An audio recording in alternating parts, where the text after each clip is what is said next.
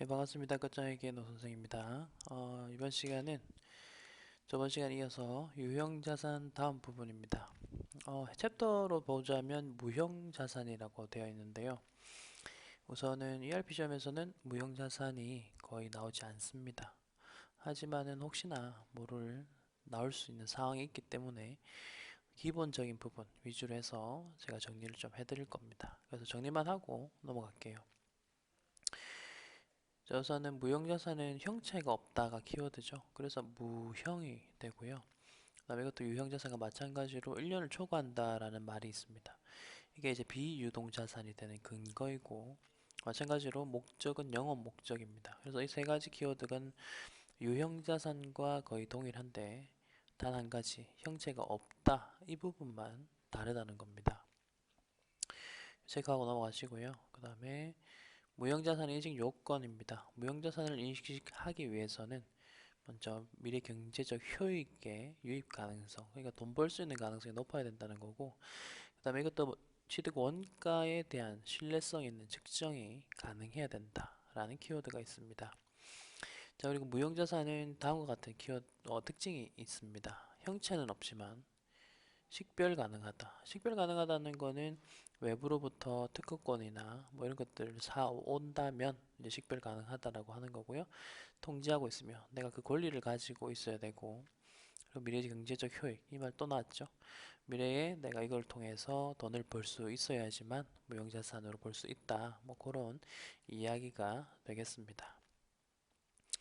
이제 종류에 대한 이야기를 할 건데요. 우선 키워드는 권입니다. 권자로 끝나는 계정 과목들은 대부분이 무형 자산이다 라고 암기하시면 되고, 그렇다면 권자가 들어가지만 무형 자산이 아닌 것들만 기억하시면 되겠죠.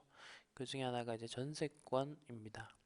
전세권 같은 경우는 권자가 들어가지만 무형 자산이 아니라 기타 비유동자산 소속입니다. 요거는 그냥 암기를 하시기 바라겠고요.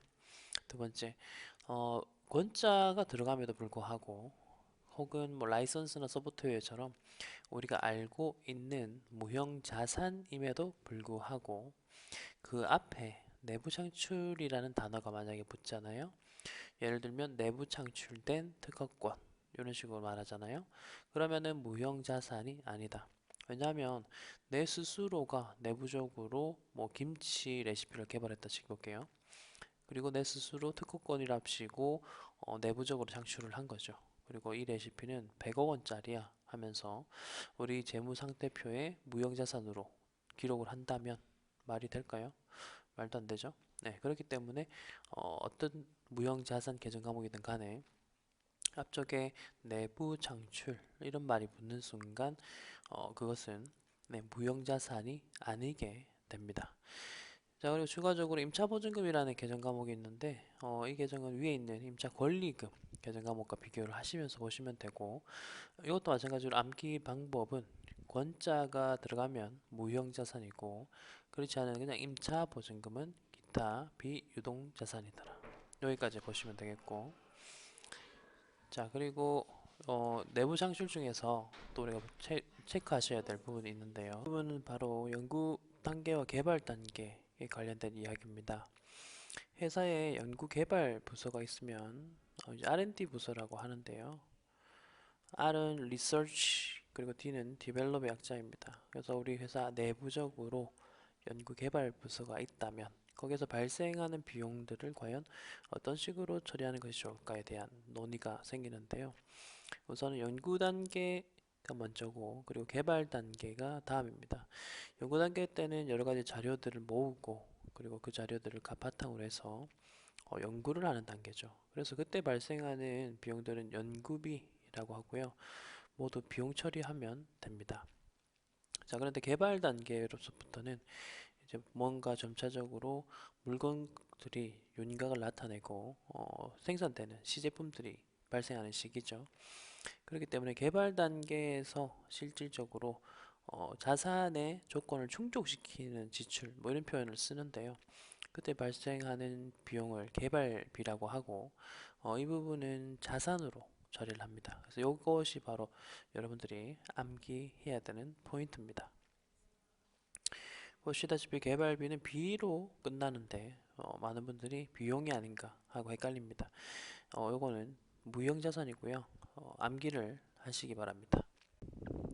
물론 개발 단계에서 발생하는 모든 비용들이 자산으로 처리할 수 있는 것은 아닙니다. 그 중에서 자산의 인증 요건을 충족하지 못하는 부분은 경상개발비라는 이름으로 해서 비용 처리도 할 수 있다는 거죠. 그래서 여러분들이 기억하셔야 되는 거는 우선 연구 단계와 개발 단계로 구분할 수 있다. 연구 단계에서 발생하는 비용들은 모두 비용 처리하고, 개발 단계에서 발생하는 비용은 자산의 인식 요건을 충족하는 경우 개발비라는 이름의 자산 처리 가능하다. 하지만 자산의 인식 요건을 충족하지 못하는 경우에는 경상개발비라는 이름의 비용 계정으로 처리한다. 자, 그리고 밑에 보시면 연구 단계와 개발 단계로 구분할 수 없는 경우가 있는데, 그럴 때는 연구비로 처리한다. 자, 우선 여기까지가 무형자산에 대한 일반적이고 기초적인 내용입니다. 아직 ERP 시험에서는 무형자산과 관련된 내용이 나오진 않았습니다만, 무형자산도 다른 자격 시험에서 항상 나오는 부분이기 때문에 이 정도는 정리를 하시고 들어가시는 것이 좋다. 자, 그럼 바로 이어서 유가증권을 볼 건데요. 우선 유가증권은 투자자산에 속하는 부분이다. 그러면 왜 투자자산이 위에 있는데 유형과 무형을 먼저 하고 투자를 하느냐? 그것은 난이도 때문입니다. 유가증권, 그러니까 투자자산, 이거는 난이도가 좀 어려운 편입니다. 자, 지금 시작할 테니까 한번 잘 들어보십시오. 우선은 유가라는 말은 있을 유, 가치. 그러니까 가치가 있는 증권을 내가 들고 있다. 그런 내용이고요. 자, 회사가 가치가 있는 증권을 가지고 있는 가장 큰 이유는 투자 목적입니다. 그래서 투자 목적인 경우에는 우리가 보통 투자자산이라는 이름으로 해서 카테고리에 넣는다는 거죠. 자세한 내용들을 한번 살펴보겠습니다. 우선 유가증권은 총 3가지가 있습니다. 먼저 단기매매증권, 매도가능증권, 만기보유증권이라고 되어 있죠. 참고적으로 말씀을 드리자면 국제회계 기준에서는 지금 보이시는 이 용어를 쓰지 않고요. 지금 보이시는 이 용어는 예전에 국제회계 기준 이전에 기업회계 기준, 혹은 지금 우리나라 중소기업에서 쓰는 게 기업회계 기준이 있거든요. 그때 쓰던 용어들이고, ERP 시험에서는 그 용어들이 그대로 나오기 때문에 이 용어를 가지고 공부를 하는 것입니다. 자, 우선은 각각의 유가증권, 3가지 분류된 유가증권의 특징들을 한번 살펴보겠습니다. 우선 단기매매증권은 단기간 매매 차익 목적이라고 되어 있죠. 특징은 얘는 당좌 자산 소속이라는 겁니다. 이름에 단기가 들어가면 제가 유동자산이라 했죠. 그럼 유동자산 안에는 당좌 자산이랑 재고 자산이 있는데, 단기 매매 증권이 우리가 판매하려고 들고 있는 자산, 즉 재고 자산은 아니므로, 그러면 당좌 자산 소속이다. 이런 식으로 접근하시고. 자, 그다음에 매도 가능 증권이 있고 만기 보유 증권이 있는데, 우선 각각의 정의를 보시면 됩니다. 먼저 만기 보유 증권부터 보십시오. 만기까지 보유할 목적이 있다. 이름 그대로 정의가 되는 겁니다. 자, 매도 가능 증권은 보시다시피 단기 매매 증권이 아니고 만기 보유 증권이 아니면 매도 가능 증권으로 처리한다 라고 보시면 되겠고, 자, 기본적으로 매도 가능 증권과 만기 보유 증권은 투자자산 소속인데, 얘네들도 시간이 지남에 따라 만기가 다가오겠죠. 그렇다면 1년도 안 남은 상태가 되겠죠. 그럴 때는 당좌 자산으로 카테고리를 옮겨버립니다. 네, 그런 식으로 할 수 있기 때문에 당좌 자산이 될 수도 있다는 것까지 아셔야 되겠고, 자, 그리고 각각의 이 3가지 종류가 어떤 형태로 있는가를 이야기할 수 있는데요. 먼저 지분증권 형태냐 채무증권 형태냐인데, 지분증권 형태는 주식을 뜻하는 거고요. 채무증권 형태는 채권을 뜻합니다. 주식과 채권의 차이는, 주식의 경우는 내가 그거에 투자를 한 이후에 주가가 오르면 그 오른 만큼 내가 먹는 거고, 떨어져도 떨어진 만큼의 손실을 내가 감수를 하는 거죠. 그리고 추가적으로 내가 배당금도 받을 수 있는 거고, 채권의 경우는 내가 돈을 빌려준 거랑 똑같습니다. 내가 채권을 삼으로써 그 사람에게 그 원금을 줬죠. 그러면 그 사람은 나에게 이자를 줍니다. 그럼 나는 그 이자를 받고 그리고 만기 날짜가 되면 원금을 돌려받을 수 있는 거죠. 그러니까 주식과 채권의 가장 큰 차이는 원금을 돌려받는 개념이 있느냐 없느냐. 주식은 원금을 돌려받는 개념이 없고 채권은 원금을 돌려받는 개념이 있는 거죠. 그런 차이가 있는데 지금 요 유가증권 할 때는요. 내가 투자자 입장입니다. 내가 투자자일 때를 이야기하는 거죠. 우리 회사가 다른 회사의 주식을 사거나 다른 회사가 발급한 발행한 채권을 샀다. 그래서 나는 그걸 자산으로 잡는 건데 이제 뭐 그런 것들을 어떻게 처리해야 되느냐. 그 이야기를 하는 겁니다. 특징을 먼저 보자면 단기 매매 증권도 그렇고 매도 가능 증권도 그렇고 주식, 채권 둘 다 형태를 가지고 있을 수 있는데요. 만기 보유 증권에서 특징이 나옵니다. 만기 보유 증권은 only 채권만 가능하다. 왜냐하면 이름에서 보시다시피 만기까지 보유한다라는 말 보이시죠? 여러분 주식에는 만기가 없습니다. 주식은 언제든지 사고 팔 수 있잖아요. 그렇기 때문에 만기 보유 증권의 정의에 아예 부합되지가 않는다는 거예요. 그렇기 때문에 우리는 만기 보유 증권은 채무증권의 형태로만 있을 수 있다라는 거. 시험에서도 이런 부분이 나온다는 거죠. 자, 그리고 이제 뭐 취득, 평가, 처분 관련된 이야기가 나오는데 이 부분은 뭐 문제를 풀면서 제가 나오면 다시 올라가서 설명을 드리도록 할게요. 아래쪽에 있는 부분들도 마찬가지입니다. 제가 문제를 풀다가 나오면 또 소개를 시켜드릴게요. 그렇게 해서 1번 문제부터 풀 건데요.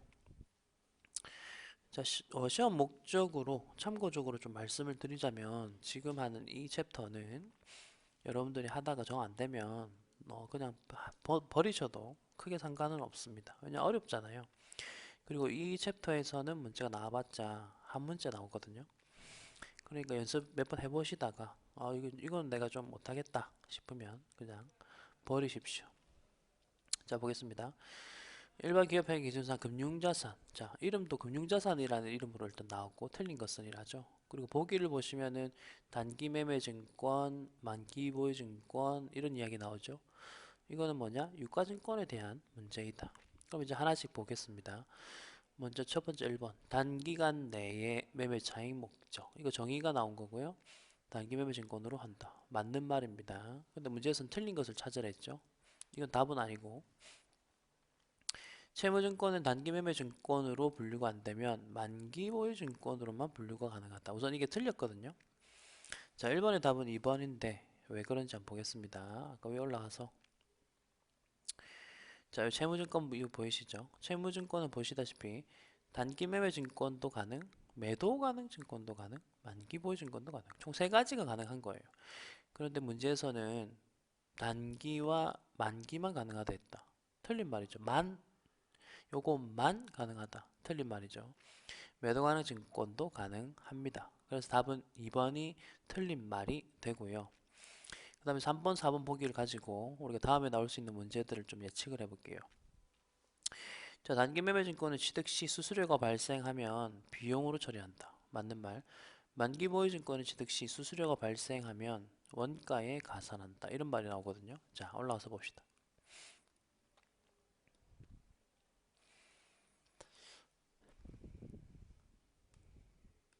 자, 지금 요 부분 취득 부분이고요. 자, 보시다시피 단기 매매 증권은 취득할 때 수수료가 발생하면 수수료 비용이라는 비용 계정으로 그냥 처리. 하지만 매도 가능 증권이나 지금 칸이 여기 만기 보유 증권까지 제가 칸을 넓혀 놓은 거 보이시죠? 그러니까 매도 가능 증권이나 만기 보유 증권은 부대 비용이 발생하면 취득원가에 가산한다라고 되어 있습니다.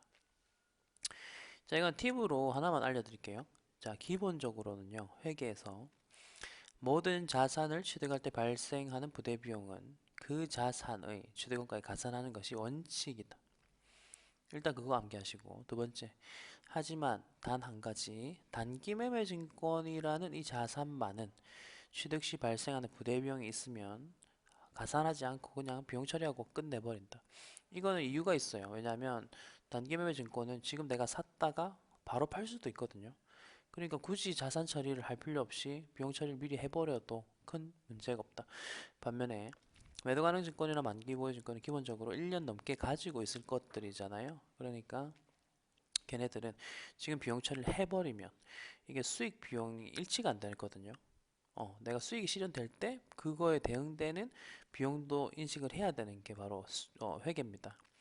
그렇기 때문에 우선은 자산으로 처리해 놨다가 얘네들 처분할 때 관련된 뭐 손실이나 비용 같은 걸로 처리를 하자. 뭐 그런 관점입니다. 이거는 모르면 그냥 외우세요. 너무 많은 걸 이해하려고 하지 마시고 ERP 2급 수준에서는 이 챕터는 어려운 부분입니다. 자, 2번 하겠습니다.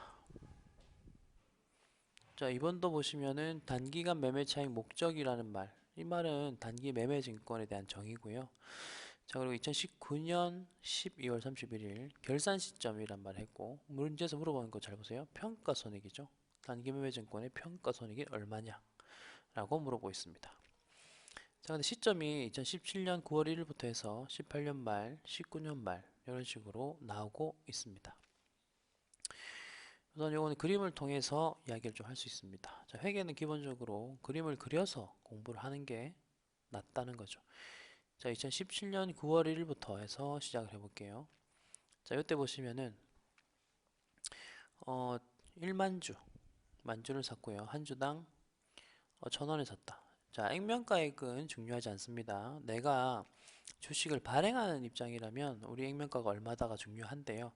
내가 남의 걸 사오는 입장에서는 얼마에 사왔는가가 중요합니다. 그래서 그래 보시면 되고 두 개를 곱해 보시면 1,000만원이죠. 자, 그러면은 나는 1,000만원 주고 사왔다. 이렇게 시작을 하시고요. 자, 근데 공정 가치가 2018년 12월 말이 딱 되면서 2018년 12월 말, 18년 12월 31일 요때 950이 됐죠. 그러면은 만주를 곱해 보시면 950만 원이 되는 거죠. 가치가 하락됐고요. 그 다음에 2019년 말에는 다시 오르죠. 올랐어요. 보시다시피 한 주당 1,100원이 됐죠. 만주 곱해 보시면 1,100만 원 됩니다. 여기까지 무슨 말인지 아시겠죠? 지금 제가 어떻게 계산하는지 보셨을 겁니다. 자, 그럼 문제에서 원하는 답을 구하는 방법은 이 부분이죠. 마지막 가격에서 지금 가격 차이가 얼마냐? 이게 바로 평가 이익이라는 거죠. 자, 그러면은 평가 이익이 150만 원이 났어요. 150이 있는 게 2번, 3번. 2번이 이익이고 3번은 손실이죠. 답은 2번입니다. 뭐 계산 이렇게 그냥 직관적으로 하십시오. 요거를 뭐 분개하고 그렇게는 제가 할 필요가 없다고 생각을 합니다. 풀 수 있는 방법만 알려드리는 거예요. 자, 3번입니다. 3번은 처분 손익이라고 했습니다. 이거 팔 때 어떻게 되느냐인데 이것도 한번 봅시다. 우선은 100주를 샀고 액면가 중요하지 않다 했고 주당 내가 취득한 가격이 중요합니다. 한 주당 6,000원에 샀어요. 자, 이렇게 해서 곱해보면 60만원치 샀습니다.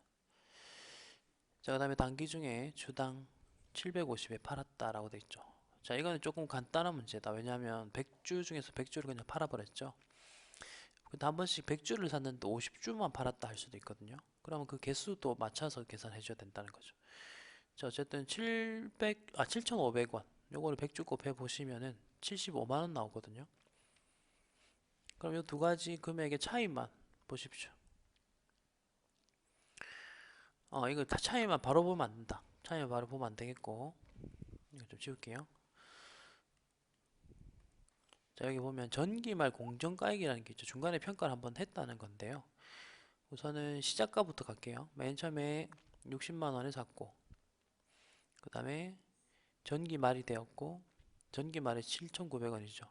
그러면 79만원이 되었었고 그리고 지금 팔았는데 지금은 75만원에 팔았다. 이런 식으로 지금 가격이 어떻게 변동하는지 보이시죠? 자, 그러면은 처분가도 이렇게 마지막 금액 두 개를 비교하신 다음에 차이 금액만큼 4만원 손실이죠. 손실 아래쪽으로 손실 처분 손실 4만원 답은 1번입니다. 우선은 유가증권은 요 정도만 할게요. 이게 매도 가능 증권까지 가면 좀 더 난이도가 어려워져요. 그래서 단기 매매 증권은 요것만 한번 연습을 하세요. 요거 나왔을 때만 문제 맞추시고 나머지 다른 증권이 나오면 그냥 뭐 3번을 찍고 넘어가시든가 그렇게 하세요. 이거는 지금 시간도 없는데 요 정도까지가 직관적으로 공부할 수 있는 부분이고 더 이상은 굳이 공부하지 마시고 더 중요한 부분에 에너지를 쓰시기 바랍니다.